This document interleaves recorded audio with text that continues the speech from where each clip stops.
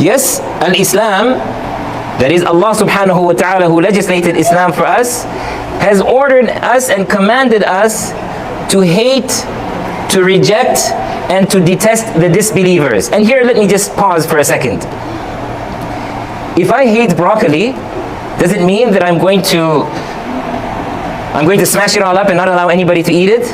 When I say I hate something or someone, let's say that I hate someone, it means I hate them because of something that they stand for example.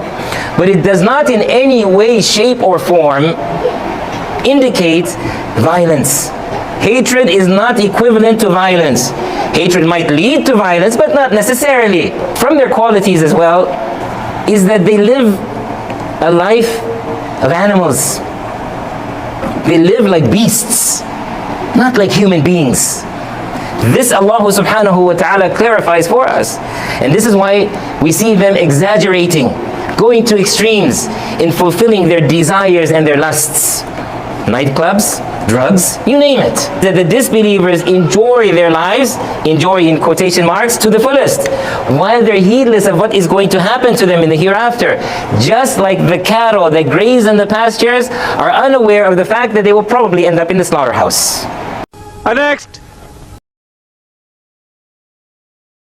My brothers and sisters, let me tell you something and understand this as fact. As far as sin is concerned, and please understand this message very, very clearly. Of course, it's all sin, it's all haram, none of it is good and accepted.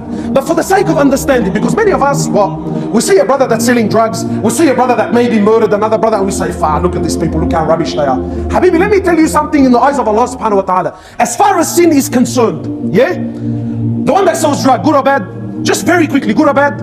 Bad. How about the murderer? How about the one who commits adultery, zina? What about the one who rapes a child?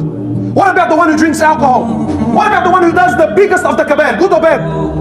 This person, one person that commits all of these sins, he commits all of these sins on a daily basis, but he prays, is better in the eyes of Allah than the one that doesn't commit any of these sins but doesn't pray. So you and your brother, yeah, I'm a good guy. Habibi, go pack that up, because it's not going to work on the day of judgment.